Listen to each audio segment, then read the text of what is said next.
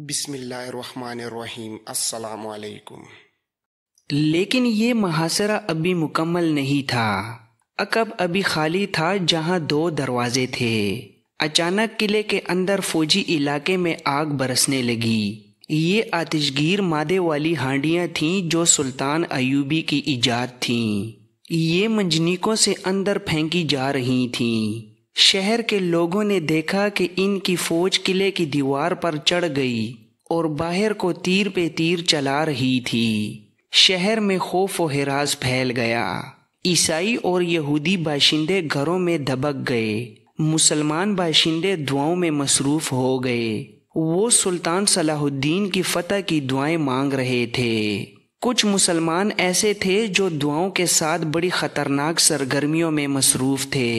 یہ وہاں کے نوجوان تھے جن میں لڑکیاں بھی تھیں اور ان میں سلطان ایوبی کے 15 چھاپہ مار بھی تھے۔ شہر کی افراتفری سے فائدہ اٹھاتے ہوئے وہ کہیں اکٹھے ہو گئے اور قلعے کے بڑے دروازے کو اندر سے کھولنے یا توڑنے کے لیے تیار ہو گئے۔ دروازہ بہت مضبوط اور موٹی لکڑی کا تھا جس پر لوہے کی موٹی موٹی پتریاں بھی مڑی ہوئی تھیں۔ اسے توڑنا آسان نہیں تھا۔ باہر سے مسلمان فوج نے دروازے پر منجنیقوں سے دوسری قسم کی ہانڈیاں پھینکیں۔ یہ ٹوٹتی تو ان میں سے سیاہ مادہ بکھر جاتا تھا۔ اس پر فلیتے والی آتشی تیر چلائے جاتے تو سیاہ مادے کو آگ لگ جاتی تھی۔ اس طریقے سے دروازے کو آگ لگائی گئی لیکن لوہے نے لکڑی کو نہ جلنے دیا۔ دروازہ بہت ہی مضبوط تھا۔ اوپر سے صلیبیوں نے وہ تیر برسانے شروع کر دیے جو بہت دور تک جاتے تھے۔ یہ منجنیقوں تک پہنچ گئے جن سے کئی آدمی زخمی اور شہید ہو گئے۔ اس خطرے سے بچنے کے لیے منجنیقیں پیچھے کر لی گئیں اور آگ پھینکنے کا طریقہ ناکام ہو گیا۔ آخر مسلمان تیر اندازوں کو حکم دیا گیا کہ قلعے کی دیواروں پر جو دشمن کے سپاہی ہیں ان پر تیر برسائیں۔ سارا دن دونوں طرف سے تیر اندازی ہوتی رہی۔ ہوا میں صرف تیر اڑتے نظر آ رہے تھے۔ صلیبی دفاعی پوزیشنوں میں تھے اور دیواروں کی بلندی پر بھی تھے، اس لیے زیادہ نقصان مسلمان فوج کا ہو رہا تھا۔ مسلمانوں کے نقب زن جو قلعوں کی دیواریں توڑنے کے ماہر تھے ہر طرف گھوم پھر کر دیکھ رہے تھے کہ دیوار میں کہاں شگاف ڈالا جا سکتا ہے۔ وہاں چاروں طرف سے اتنے تیر آ رہے تھے کہ دیوار کے قریب جانا خودکشی کے برابر تھا۔ شام سے کچھ دیر پہلے نقب زنوں کی 8 آدمیوں کی ایک جماعت آگے بڑھی۔ یہ جان باز جب دیوار سے تھوڑی دور رہ گئے تو اوپر سے ان پر اس قدر تیر برسے اور تیروں کے ساتھ اتنی زیادہ برچیاں آئیں کہ 8 جان باز وہیں شہید ہو گئے۔ ایک ایک کے جسم میں کئی کئی تیر اور برچیاں لگیں۔ رات کا پہلا پہر تھا۔ رینی اپنے گھر میں تھی۔ اس کا باپ تھکا ہوا آیا تھا۔ یہ کہہ کر سو گیا کہ جلدی جاگ اٹھے گا کیونکہ رات کو بھی اسے کام پر جانا ہے۔ اس نے کہا تھا کہ شہر کے مسلمانوں کے متعلق اطلاع ملی ہے کہ وہ اندر سے کوئی بڑی خطرناک کارروائی کرنے والے ہیں۔ ہمیں ہر ایک مسلمان گھرانے پر نظر رکھنی پڑے گی۔ یہ کہہ کر وہ سو گیا تھا۔ دروازے پر دستک ہوئی تو کسی ملازم کی بجائے رینی نے دروازہ کھولا۔ باہر ایک مسلمان کھڑا تھا جو بڑی اونچی حیثیت کا مالک تھا۔ صلیبیوں کی طرف سے اسے خوب انعام و اکرام ملتا تھا۔ رینی نے اسے بتایا کہ اس کا باپ سویا ہوا ہے، وہ پیغام دے دے، تھوڑی دیر بعد وہ جاگے گا تو اسے بتا دیا جائے گا۔ مسلمان نے کہا کہ وہ خود بات کرنا چاہتا ہے، بات بہت اہم اور نازک ہے۔ آج رات مسلمانوں کے بہت سے لڑکے اور لڑکیاں اندر سے قلعے کی دیوار توڑ دیں گے۔ رینی کے پوچھنے پر اس نے مختصراً بتایا کہ میں نے ان کا ہمدرد اور ساتھی بن کر یہ راز حاصل کیا ہے۔ مجھے یہ بھی پتا ہے کہ ان میں باہر سے آئے ہوئے چھاپہ مار بھی ہیں، اور نیا انکشاف یہ ہے کہ وہ غریب موچی جو راستے میں بیٹھا رہتا ہے وہ سلطان ایوبی کا بھیجا ہوا جاسوس ہے اور اس کا نام برجیس ہے۔ میں تمہارے والد کو یہ خبر دینا چاہتا ہوں تاکہ ان لوگوں کو پھانسنے کے لیے گات لگائی جائے۔ رینی نے چند ایک مسلمان نوجوانوں کے نام لے کر عثمان صارم کا بھی نام لیا اور پوچھا، کیا یہ لڑکے بھی اس مہم میں شامل ہیں؟ مسلمان مخبر نے بتایا، صارم کا بیٹا عثمان تو اس گروہ کا سرغنہ ہے اور ان کا سب سے بڑا سرغنہ امام راضی ہے۔ رینی نے اسے کہا، آپ تھوڑی دیر تک آ جائیں، باپ کو ذرا سی دیر سونے دیں۔ مخبر جانا نہیں چاہتا تھا کیونکہ صلیبیوں کو خوش کرنے اور ان سے انعام وصول کرنے کا اسے نہایت موزوں موقع مل گیا تھا۔ اس کے متعلق مسلمانوں کو معلوم نہیں تھا کہ قرآن کے بجائے صلیب کا وفادار ہے۔ اسی روز مسلمان نوجوانوں اور چھاپہ ماروں نے دیوار توڑنے کی اسکیم بنائی تھی۔ اس خفیہ اجتماع میں 3-4 بزرگ امام اور یہ مسلمان بھی تھا، جس نے لڑکوں کو اچھے مشورے دیے اور سب سے زیادہ جذبے کا اظہار کیا تھا۔ مسلمانوں کو شک تک نہ ہوا کہ وہ صلیبیوں کا پالا ہوا سانپ ہے۔ سبھی اسے شہر کا امیر اور معزز تاجر سمجھتے تھے، جس کے حسن و سلوک کی بدولت صلیبی بھی اس کی عزت کرتے تھے۔ رینی گہری سوچ میں کھو گئی۔ اس نے اسے اندر بٹھانے کی بجائے یہ کہا کہ وہ اسے پوری بات سنائے اور یہ بھی کہا کہ آؤ ذرا باہر ٹہل لیتے ہیں، اتنی دیر میں باپ جاگ اٹھے گا۔ وہ تو صلیبیوں کا غلام تھا، اتنے بڑے افسر کی بیٹی کے ساتھ خرامہ خرامہ چل پڑا۔ چلتے چلتے وہ کنویں تک پہنچ گئے۔ یہ کنواں شہریوں کے لیے کھودا گیا تھا۔ رینی کنویں کے منہ پر رک گئی۔ مسلمان مخبر اسے بات سنا رہا تھا، وہ بھی کنویں کے قریب کھڑا تھا۔ رینی نے اس کے سینے پر ہاتھ رکھے اور پوری طاقت سے دھکا دیا۔ مسلمان پیچھے کو گرا اور سیدھا کنویں میں گر گیا۔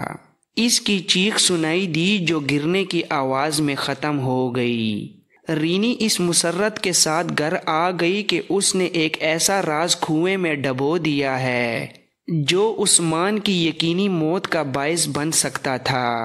وہاں سے وہ ڈری ہوئی عثمان کے گھر گئی۔ اس کی ماں کے پاس بیٹھی النور کی باتیں کرتی رہی۔ اس نے عثمان کے متعلق پوچھا تو اس کی ماں نے بتایا کہ وہ شام کے بعد ہی گھر سے نکل گیا تھا۔ رینی کو خیال آ گیا کہ وہ دیوار توڑنے کی مہم پر چلا گیا ہوگا۔ وہ اسے روکنا چاہتی تھی۔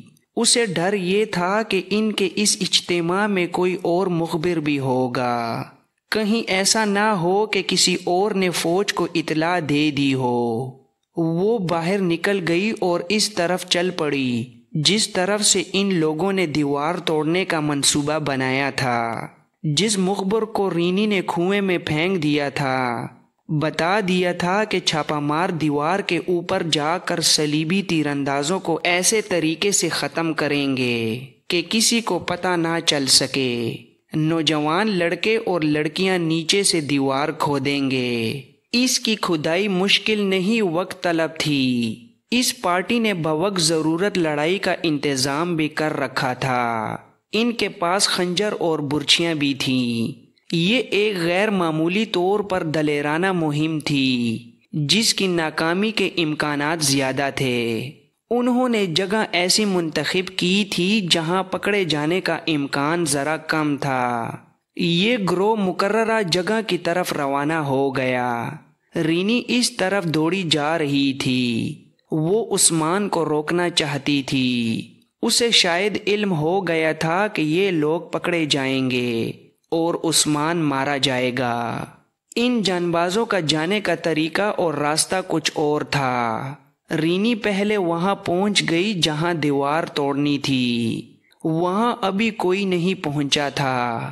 اس نے اندھیرے میں ادھر ادھر دیکھا۔ اچانک پیچھے سے اسے کسی نے پکڑ لیا اور گھسیٹ کر پرے لے گیا۔ یہ ایک فوجی تھا۔ پرے لے جا کر فوجی نے اس سے پوچھا کہ وہ کون ہے۔ اس نے باپ کا نام لیا۔ اسے کہا گیا کہ وہ وہاں سے چلی جائے، مگر وہ وہاں سے نہیں ہٹنا چاہتی تھی۔ وہاں دراصل فوج کا ایک پورا دستہ چھپا ہوا تھا۔ اس کے کمانڈر نے رینی کو بتایا کہ مسلمانوں کا ایک گروہ یہاں نقب لگانے آ رہا ہے اور اسے پکڑنے کے لیے گات لگائی گئی ہے۔ یہ اطلاع ایک اور مسلمان مخبر نے فوج کو دی تھی۔ رینی انہیں یہ نہیں کہہ سکتی تھی کہ وہ گات سے اٹھ جائیں، وہ تو صرف عثمان کو بچانا چاہتی تھی۔ اس مسلمان نوجوان کی محبت نے اس کی عقل پر پردہ ڈال دیا تھا۔ اتنے میں ایک فوجی نے کہا، اطلاع غلط نہیں تھی، وہ آ رہے ہیں۔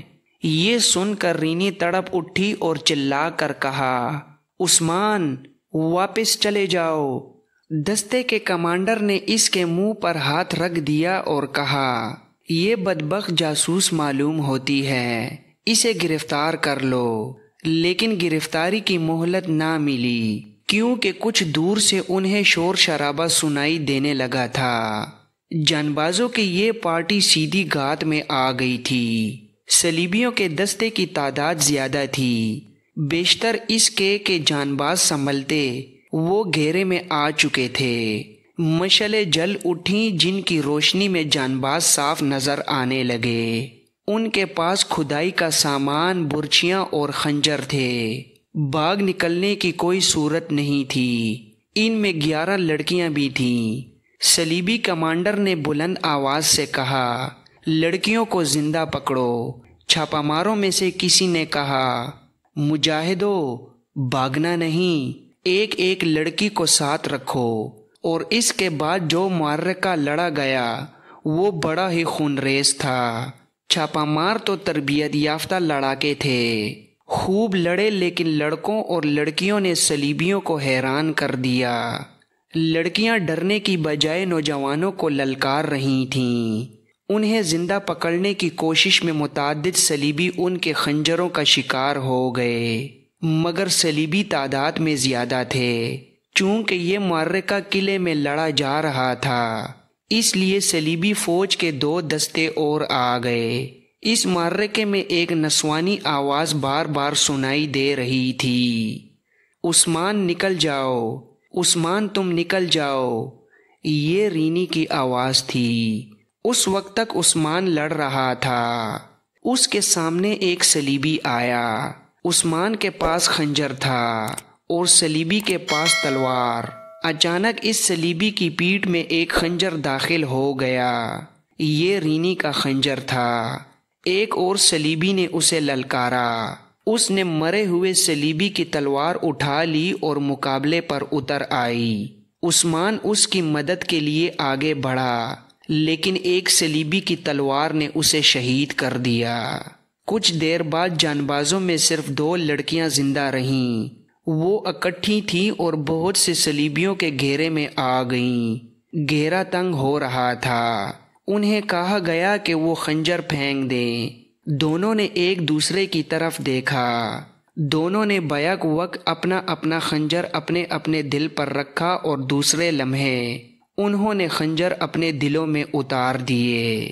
رینی کو زخمی کر کے پکڑ لیا گیا تھا۔ اس نے بعد میں پاگل پن کی کیفیت میں بیان دیا کہ وہ اس اسکیم کو ناکام کر کے عثمان صارم کو بچانا چاہتی تھی۔ یوں قلعے کی دیوار توڑنے کی امید ختم ہو گئی۔ شہر کے اندر مسلمانوں کی تخریب کاری بھی ختم ہو گئی۔ مسلمانوں کی قیادت کرنے والے جانباز شہید ہو چکے تھے اور برجیز بھی شہید ہو چکا تھا، لیکن سلطان ایوبی کی امیدیں صرف ان جانباز مجاہدین کے ساتھ وابستہ نہیں تھیں۔ وہ قلعے سر کرنا جانتا تھا۔ ابھی تو محاصرے کا دوسرا دن تھا، مگر اب کے صلیبیوں نے بھی قسم کھا لی تھی کہ وہ کرک کا قلعہ سلطان ایوبی کو نہیں دیں گے۔ صلاح الدین ایوبی نے صلیبیوں کے غیر معمولی طور پر مستحکم کرک پر ایسی بے خبری میں حملہ کیا تھا کہ صلیبیوں کو اس وقت خبر ہوئی جب سلطان ایوبی کی فوج کرک کو محاصرے میں لے چکی تھی، لیکن محاصرہ مکمل نہیں تھا۔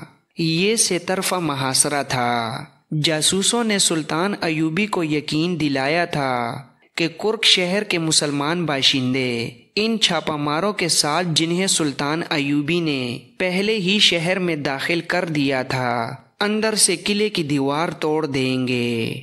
محاصرے کے چوتھے پانچویں روز اندر سے ایک جاسوس نے باہر آ کر سلطان ایوبی کو یہ اطلاع دی کہ تمام چھاپا مار اور چند ایک مسلمان شہری دیوار توڑنے کی کوشش میں شہید ہو گئے ہیں۔ ان میں مسلمان لڑکیاں بھی تھیں اور ان میں ایک عیسائی لڑکی بھی شامل ہو گئی تھی۔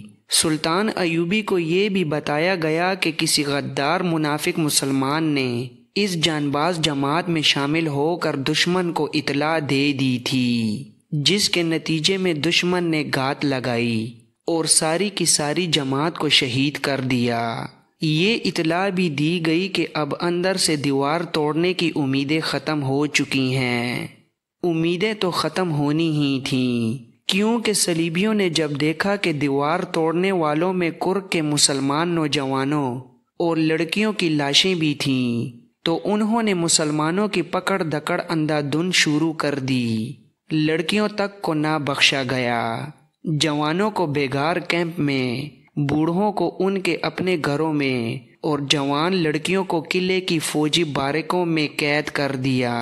ان میں سے کچھ لڑکیوں نے خودکشی بھی کر لی تھی، کیونکہ وہ جانتی تھیں کہ کفار ان کے ساتھ کیا سلوک کریں گے۔ صلاح الدین ایوبی کو بھی یہی غم کھانے لگا کہ کرک کے مسلمانوں کو یہ قربانی بہت مہنگی پڑے گی۔ اس نے جب ان جانبازوں کی خبر سنی تو اپنے نائبین سے کہا، یہ کارستانی صرف ایک غدار منافق مسلمان کی ہے۔ اس ایک غدار نے اسلام کی اتنی بڑی فوج کو بے بس کر دیا ہے۔ ایک وہ ہیں جنہوں نے اللہ کے نام پر جانیں قربان کر دیں، ایک یہ مسلمان ہے جنہوں نے اللہ کا ایمان کفار کے قدموں میں رکھ دیا ہے۔ یہ غدار اسلام کی تاریخ کا رخ پھیر رہے ہیں۔ سلطان ایوبی غصے سے اٹھ کھڑا ہوا اور اپنی ران پر گھونسا مار کر بولا، میں کرک کو بہت جلدی فتح کروں گا اور ان غداروں کو سزا دوں گا۔ سلطان ایوبی کی انٹیلیجنس کا افسر زاہدان خیمے میں داخل ہوا۔ اس وقت سلطان ایوبی کہہ رہا تھا کہ آج رات کو محاصرہ مکمل ہو جانا چاہیے۔ میں آپ کو ابھی بتاتا ہوں کہ کون سے دستے کرک کے پیچھے بھیجے جائیں۔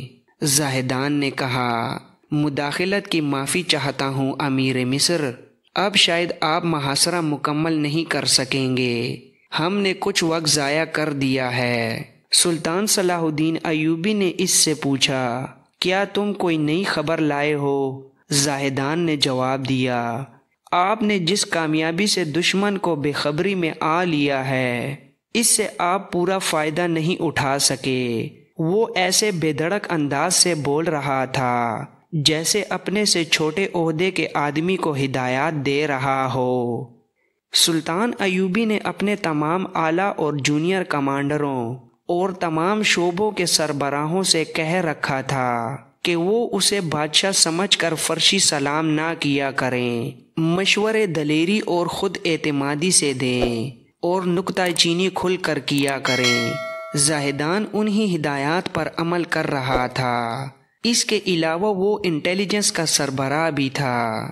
اس کی حیثیت ایسی آنکھ کی سی تھی جو اندھیروں میں بھی دیکھ لیتی تھی، اور وہ ایسا کان تھا جو اپنے جاسوسوں کے ذریعے سینکڑوں میل دور دشمنوں کی سرگوشیاں بھی سن لیا کرتا تھا۔ سلطان ایوبی کو اس کی اہمیت کا احساس تھا۔ وہ جانتا تھا کہ کامیاب جاسوسی کے بغیر جنگ نہیں جیتی جا سکتی، خصوصاً اس صورتحال میں جہاں صلیبیوں نے سلطنت اسلامیہ میں جاسوسوں اور تخریب کاری کا جال بچھا رکھا تھا۔ سلطان ایوبی کو نہایت اعلیٰ اور غیر معمولی طور پر ذہین اور تجربہ کار جاسوسوں کی ضرورت تھی۔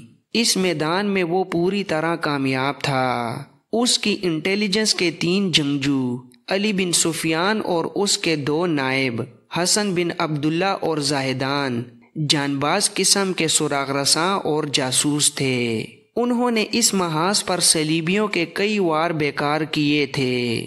زاہدان نے کہا، آپ کو معلوم تھا کہ صلیبیوں نے جہاں کرک کا دفاع مضبوط کر رکھا ہے اور وہاں سے بہت سی فوج کرک سے دور خیمہ زن کر رکھی ہے، آپ کو یہ بھی بتا دیا گیا تھا کہ اس فوج کو باہر سے محاصرہ توڑنے کے لیے استعمال کیا جائے گا۔ جاسوسوں کی اطلاع صاف بتا رہی تھی کہ اب صلیبی قلعے سے باہر لڑیں گے، پھر بھی آپ نے فوری طور پر محاصرہ مکمل نہیں کیا، اس سے دشمن نے فائدہ اٹھا لیا ہے۔ سلطان صلاح الدین ایوبی نے بےتابی سے پوچھا، تو کیا انہوں نے حملہ کر دیا ہے؟ زاہدان نے جواب دیا، آج شام تک ان کی فوج اس مقام پر آ جائے گی جہاں ہماری کوئی فوج نہیں۔ میرے جاسوس جو اطلاع لائے ہیں وہ یہ ہے کہ صلیبی فوج گھڑ سوار اور شتر سوار ہوگی، پیادہ دستے بہت کم ہیں، وہ محاصرے کی جگہ پر آ جائیں گے اور دائیں بائیں حملے کریں گے۔ اس کا نتیجہ اس کے سوا اور کیا ہو سکتا ہے کہ ہمارا محاصرہ ٹوٹ جائے گا۔ صلیبیوں کی تعداد بھی زیادہ بتائی جاتی ہے۔ سلطان ایوبی نے کہا، میں تمہیں اور تمہارے جاسوسوں کو خراج تحسین پیش کرتا ہوں جو یہ اطلاع لائے ہیں۔ میں جانتا ہوں یہ کام کتنا دشوار اور خطرناک ہے۔ میں تم سب کو یقین دلاتا ہوں کہ صلیبی ہمارے محاصرے کا جو خلا پر کرنے اور محاصرے توڑنے آ رہے ہیں، میں انہیں اسی خلا میں گم کر دوں گا۔ مجھے اللہ کی مدد پر بھروسہ ہے، اگر تم میں کوئی غدار نہیں تو اللہ تمہیں فتح عطا فرمائے گا۔